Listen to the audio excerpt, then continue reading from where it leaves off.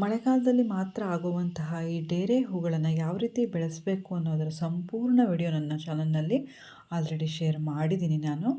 ಡೇರೆ ಗಿಡಗಳನ್ನು ಯಾವ ರೀತಿ ನೆಟ್ಕೋಬೇಕು, ಗಡ್ಡೆಗಳನ್ನು ಯಾವ ರೀತಿ ಸೇವ್ ಮಾಡ್ಕೊಳ್ಬೇಕು ಮುಂದಿನ ವರ್ಷಕ್ಕೆ, ಹಾಗೆಯೇ ಕಟಿಂಗ್ಗಳನ್ನು ಯಾವ ರೀತಿ ಹಾಕ್ಕೋಬೇಕು, ಜಾಸ್ತಿ ಹೂಗಳನ್ನು ಡೇರೆ ಗಿಡಗಳಲ್ಲಿ ಪಡ್ಕೊಳ್ಬೇಕು ಅಂತಂದರೆ ಯಾವೆಲ್ಲ ಕ್ರಮಗಳನ್ನು ಅನುಸರಿಸಬೇಕು ಮತ್ತು ಯಾವೆಲ್ಲ ಫರ್ಟಿಲೈಸರ್ಗಳನ್ನು ಯೂಸ್ ಮಾಡಬೇಕು ಅನ್ನೋದನ್ನು ಶೇರ್ ಮಾಡಿದ್ದೀನಿ.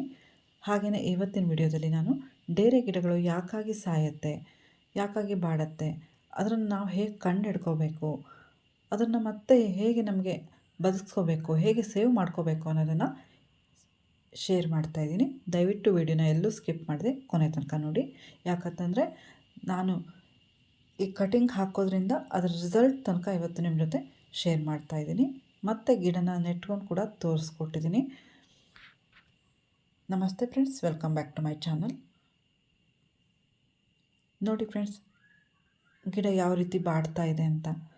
ಈ ಗಿಡ ಬಾಡುತ್ತೆ ಅಂತಂದರೆ ಮಳೆ ಬರ್ತಾ ಇದೆ ಅಂತಂದರೆ ನಮಗೆ ಖಂಡಿತ ಗೊತ್ತೇ ಆಗಲ್ಲ. ಡೇರೆ ಗಿಡಗಳು ಅದಕ್ಕೆ ಫಂಗಸ್ ಅಟ್ಯಾಕ್ ಆಗಿದೆ, ಸಾಯೋದಕ್ಕೆ ಸ್ಟಾರ್ಟ್ ಆಗಿದೆ ಅಂತ. ಒಮ್ಮೆ ಬಿಸಿಲು ಬಂದಾಗ ಮಾತ್ರ ಬಾಡುತ್ತೆ. ಮಳೆ ಬರ್ತಾ ಇದೆ ಅಂತಂದರೆ ಏನು ಹಾಕ್ಕೊಂಡಿದ್ರು ಕೂಡ ಅದು ಸಾಯೋ ತನಕ, at the end of the stage ತನಕ ಕೂಡ ಹಸಿರು ಹಾಕ್ಕೊಂಡೇ ಇರುತ್ತೆ, ನಮಗೆ ಗೊತ್ತೇ ಆಗಲ್ಲ. ಒಮ್ಮೆ ಬಿಸಿಲು ಬಂದಾಗಷ್ಟೇ ಅದು ಬಾಡುತ್ತೆ. ಆ ಟೈಮ್ನಲ್ಲಿ ನಾವು ಡೇರೆ ಗಿಡಗಳನ್ನು ನೋಡಿದರೆ ನಮಗೆ ಗೊತ್ತಾಗುತ್ತೆ ಡೇರೆ ಗಿಡಗಳಿಗೆ ಏನೋ ಫಂಗಸ್ ಆಗಿದೆ, ಏನೋ ಹಾನಿಯಾಗಿದೆ, ಬಾಡ್ತಾ ಇದೆ ಅಂತ. ಆ ಟೈಮ್ನಲ್ಲಿ ನಾವು ಬುಡದಿಂದಾನೇ ಗಡ್ಡೆಗಳನ್ನು ಕಿತ್ಕೊಂಡು ಏನಾಗಿದೆ ಅಂತ ನೋಡ್ಕೊಳ್ಬೇಕು. ನೋಡಿ, ಈ ಗಿಡ ಕೂಡ ಬಿಸಿಲು ಬಂತು, ಇವತ್ತು ಬಾಡಿದ್ದು ಗೊತ್ತಾಯಿತು. ನಿನ್ನೆ ತನಕ ಕೂಡ ಬಾಡಿದ್ದು ನನಗೆ ಗೊತ್ತೇ ಆಗಿರಲಿಲ್ಲ. 2 ಗಿಡಗಳು ಹಾಗೆ ಆಗಿದೆ. ಒಂದಕ್ಕೆ ಗಡ್ಡೆನೇ ಸ್ವಲ್ಪ ಕೊಳ್ತೋಗ್ಬಿಟ್ಟಿದೆ, ಅದಕ್ಕೆ ಬಾಡ್ತಾಯಿತ್ತು. ಈಗ ನೋಡಿ, ಇದಕ್ಕೆ ಗಡ್ಡೆ ಸ್ವಲ್ಪ ಕೊಳ್ತೋಗಿದೆ, ನೀವೇ ನೋಡ್ಬೋದು ಯಾವ ರೀತಿ ಆಗಿದೆ ಅಂತ. ನಾವು ಎಷ್ಟೇ ಕೇರ್ ತೊಗೊಂಡ್ರೂ ಕೂಡ ಕೆಲವೊಮ್ಮೆ ಈ ರೀತಿ ಆಗಿಬಿಡುತ್ತೆ, ಏನೂ ಮಾಡೋಕ್ಕಾಗಲ್ಲ.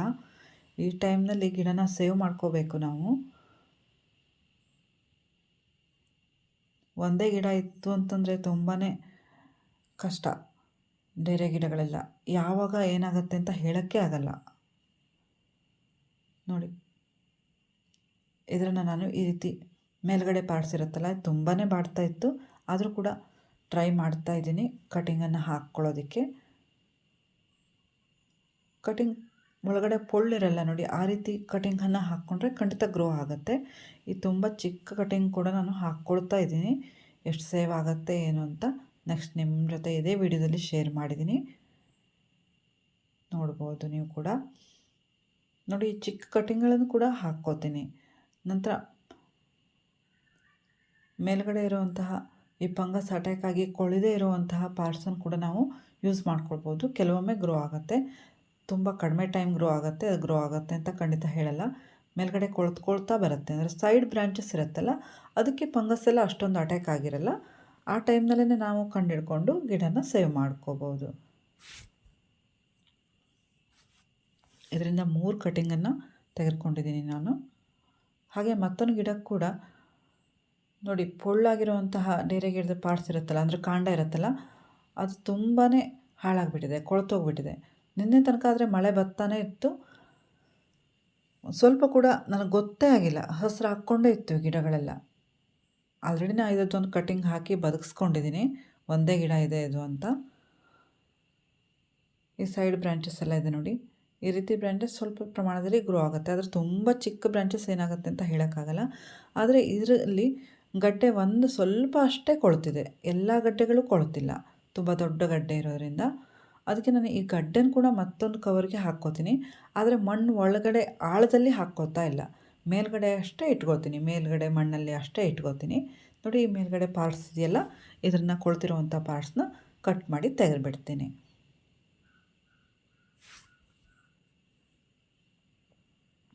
ಹೀಗಾದಾಗ ಡೇರೆ ಗಿಡಗಳು ಕೊಳ್ತೋಗ್ಬಿಡುತ್ತೆ. ಅದಕ್ಕೆ ಮೇಲಿನ ಪಾರ್ಟ್ಸ್ನೆಲ್ಲ ಕಟ್ ಮಾಡಿಬಿಟ್ಟು ಕಟಿಂಗನ್ನು ಹಾಕ್ಕೊಂಡು ನಾವು ರೆಡಿ ಮಾಡ್ಕೋಬೇಕಾಗತ್ತೆ. ಬಿಸಿಲು ಬಂದಾಗಷ್ಟೇ ಫ್ರೆಂಡ್ಸ್ ಗೊತ್ತಾಗುತ್ತೆ ಇದು. ಇಲ್ಲ ಅಂತಂದರೆ ಗಿಡ ಸಂಪೂರ್ಣ ಹಾಳಾಗೋ ತನಕ, ಹಾಗೆಯೇ ಗಡ್ಡೆ ಪೂರ್ಣ ಕೊಳೆತು ಅದು ಬೀಳೋ ತನಕ ನಮಗೆ ಗೊತ್ತೇ ಆಗಲ್ಲ ಮಳೆ ಬರ್ತಾಯಿದೆ ಅಂತಾರೆ. ಡೇರೆ ಗಿಡದ ವಿಶೇಷತೆ ಅಂತಲೇ ಹೇಳ್ಬೋದು. ಮಳೆ ಬರ್ತಾಯಿದ್ರೆ ಹಸಿರಾಗಿ ಚೆನ್ನಾಗಿರೋ ಹಾಗೆ ಕಾಣಿಸುತ್ತೆ.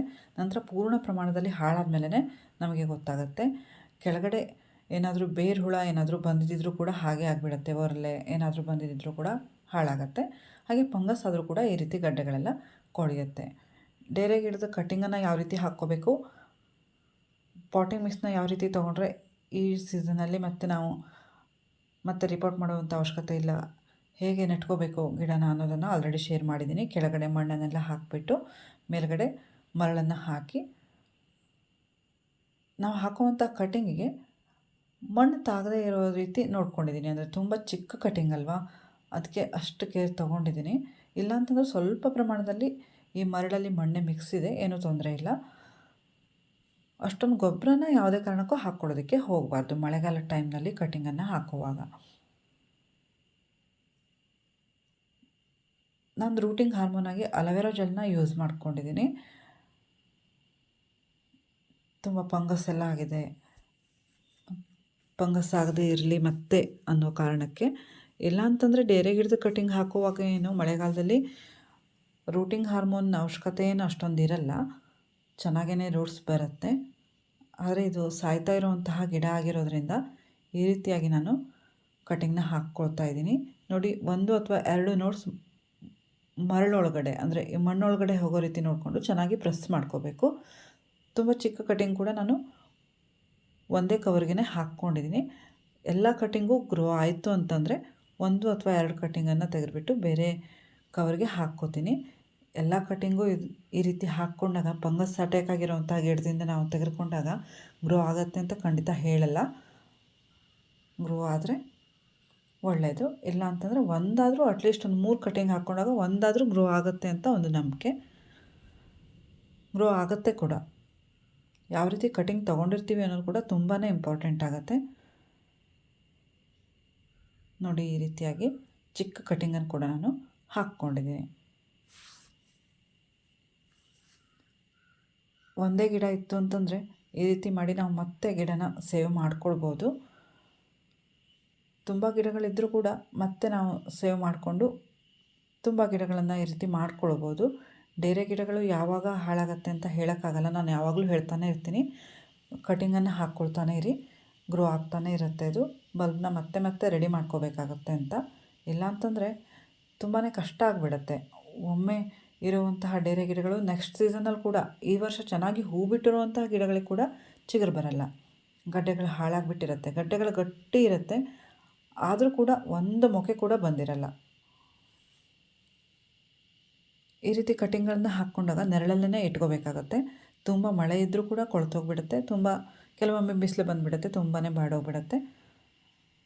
ಡೈಲಿ ಸ್ವಲ್ಪ ಸ್ವಲ್ಪ ನೀರನ್ನು ಈ ಥರ ಸ್ಪ್ರಿಂಕಲ್ ಮಾಡ್ಕೊಳ್ತಾ ಇದ್ಬಿಟ್ರೆ 8ರಿಂದ 10 ದಿವಸಕ್ಕೆಲ್ಲ ಈ ರೀತಿ ಕಟ್ಟಿಂಗ್ ಹಾಕಿರುವಂತಹ ಗಿಡಗಳಲ್ಲಿ ಬೇರು ಬರೋದಕ್ಕೆ ಸ್ಟಾರ್ಟ್ ಆಗಿಬಿಡುತ್ತೆ. ಕೆಲವೊಮ್ಮೆ 15 ಡೇಸ್ ತೊಗೊಳ್ಬೋದು. ನೋಡಿ ಫ್ರೆಂಡ್ಸ್, ಮೇಲ್ಗಡೆ ಹಾಕಿಟ್ಟಿರುವಂತಹ ಬಲ್ಬ್ ಇದು, ಕೊಳ್ತಿರುವಂತಹ ಗಡ್ಡೆನ ತೆಗೆದುಬಿಟ್ಟಿದ್ದೆ. ನೋಡಿ, ಚಿಗುರು ಬರೋದಕ್ಕೆ ಸ್ಟಾರ್ಟ್ ಆಗಿದೆ. ನಾವು ಮಣ್ಣೊಳಗಡೆ ಇಟ್ಕೊಂಡ್ವಿ ಅಂತಂದರೆ ಈ ಗಡ್ಡೆಗಳನ್ನೆಲ್ಲ ಕೆಲವೊಮ್ಮೆ ಕೊಳೆಯುವಂಥ ಚಾನ್ಸಸ್ ಇರುತ್ತೆ. ನೋಡಿ, ಈ ರೀತಿ ಚಿಗುರು ಬಂದಮೇಲೆ ನಾನು ಅದರ ಮೇಲ್ಗಡೆಯಿಂದ ಸ್ವಲ್ಪ ಮಣ್ಣು ಮತ್ತು ಗೊಬ್ಬರ ಮಿಶ್ರಣವಾಗಿರುವಂತಹ ಪಾಟಿಂಗ್ ಮಿಕ್ಸ್ನ ಇದಕ್ಕೆ ಹಾಕ್ಕೊಳ್ತೀನಿ. ಕೆಲವೊಮ್ಮೆ ಈ ರೀತಿಯಾಗಿರುವಂತಹ ಗಡ್ಡೆಗಳು ಸಂಪೂರ್ಣವಾಗಿ ಕೊಳೆತೇ ಹೋಗಿಬಿಟ್ಟಿರುತ್ತೆ, ಮತ್ತು ಈ ರೀತಿ ಚಿಗುರೆಲ್ಲ ಬರಲ್ಲ.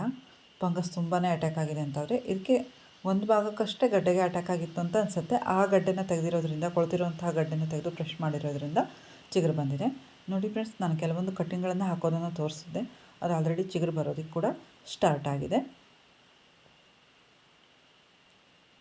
ನೀವೇ ನೋಡ್ಬೋದು. ಕಟ್ಟಿಂಗ್ ಅಂದರೆ ಈಗ ನಾನು ಕಟ್ಟಿಂಗನ್ನು ಹಾಕಿ ತೋರಿಸಿದ್ನಲ್ಲ ಫಂಗಸ್ ಆಗಿರುವಂತಹ ಗಿಡದಿಂದ, ಅದರ ಕಟ್ಟಿಂಗ್ಗಳು ಆಲ್ರೆಡಿ ದೊಡ್ಡ ಗಡ್ಡೆಯಿಂದ ತೆಗೆದುಕೊಂಡಿರುವಂತಹ 2 ಕಟ್ಟಿಂಗ್ ಹಾಳಾಗಿಬಿಟ್ಟಿದೆ.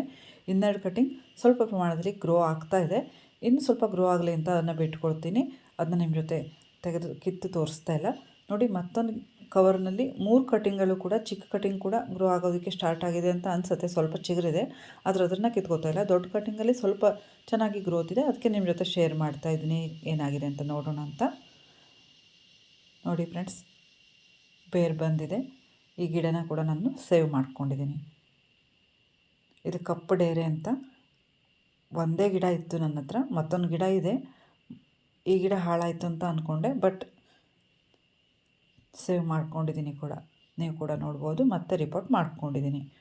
ನೋಡಿ, ನನ್ನ ಗಿಡದಲ್ಲಿ ಒಂದೇ ಗಿಡದಲ್ಲಿ ಹೂವಾಗಿದೆ, ಮತ್ತೆಲ್ಲ ಮೊಗ್ಗು ಬರೋದಕ್ಕೆ ಸ್ಟಾರ್ಟ್ ಆಗಿದೆ. ಸ್ವಲ್ಪ ಚಿಕ್ಕ ಗಿಡದಲ್ಲೇ ಕೆಲವೊಂದು ಗಿಡದಲ್ಲಿ ಮೊಗ್ಗು ಬರ್ತಾ ಇದೆ, ಅಷ್ಟೊಂದು ಎತ್ತರ ಬೆಳೆದಿಲ್ಲ. ಪಿಂಚಿಂಗ್ ಮಾಡ್ಕೊಂಡಿರೋಂತಹ ಗಿಡಗಳು ನೀವೇ ನೋಡ್ಬೋದು ಯಾವ ರೀತಿ ಬ್ರಾಂಚಸ್ ಬಂದಿದೆ ಅಂತ. ಯಾವ ರೀತಿ ಪಿಂಚಿಂಗ್ನ ಮಾಡಿಕೊಂಡ್ರೆ ಚೆನ್ನಾಗಿ ಬ್ರಾಂಚಸ್ ಬರುತ್ತೆ ಅನ್ನೋದನ್ನು ಶೇರ್ ಮಾಡಿದ್ದೀನಿ. ಕೆಲವೊಂದು ಗಿಡಗಳಲ್ಲಿ ಪಿಂಚಿಂಗ್ ಮಾಡಿಲ್ಲ ಕೂಡ, ಆದರೂ ಕೂಡ ಬ್ರಾಂಚಸ್ ತುಂಬ ಚೆನ್ನಾಗಿ ಬಂದಿದೆ. ನಾನು ತೋರಿಸಿರೋಂಥ ಫರ್ಟಿಲೈಸರ್ನ ಹಾಕ್ಕೊಂಡ್ರೆ ನಿಮ್ಮ ಗಿಡಗಳಲ್ಲಿ ಕೂಡ ಇದೇ ರೀತಿ ಬ್ರಾಂಚಸ್ನ ಪಡ್ಕೊಳ್ಬೋದು, ಗಿಡದ ತುಂಬ ಹೂನ ಕೂಡ ಪಡ್ಕೊಳ್ಬೋದು. ನೀವೇ ನೋಡ್ಬೋದು ನನ್ನ ಡೇರೆ ಗಿಡಗಳಲ್ಲಿ ಯಾವ ರೀತಿ ಗ್ರೋತ್ ಇದೆ ಅಂತ. ಅಗ್ನಿಕುಂಡ ಅಂತ ಇದರಲ್ಲಿ ಮೊಗ್ಗು ಬರೋದಕ್ಕೆ ಸ್ಟಾರ್ಟ್ ಆಗಿದೆ. ಪಿಂಚಿಂಗ್ ಮಾಡಿಲ್ಲ ಕೆಲವೊಂದು ಗಿಡಕ್ಕೆ, ಆ ಗಿಡದ ಮೇನ್ ಬ್ರ್ಯಾಂಚಲ್ಲಿ ಕೆಲವೊಂದು ಗಿಡದಲ್ಲಿ ಮೊಗ್ಗು ಬರೋದಕ್ಕೆ ಆಲ್ರೆಡಿ ಸ್ಟಾರ್ಟ್ ಆಗಿಬಿಟ್ಟಿದೆ. ಪಿಂಚಿಂಗ್ ಮಾಡಿರುವಂತಹ ಗಿಡಗಳಲ್ಲಿ ಮೊಗ್ಗು ಬಂದಿಲ್ಲ, ಯಾಕಂತಂದರೆ ಬ್ರಾಂಚಸ್ ತುಂಬ ಬರ್ತಾ ಇದೆ.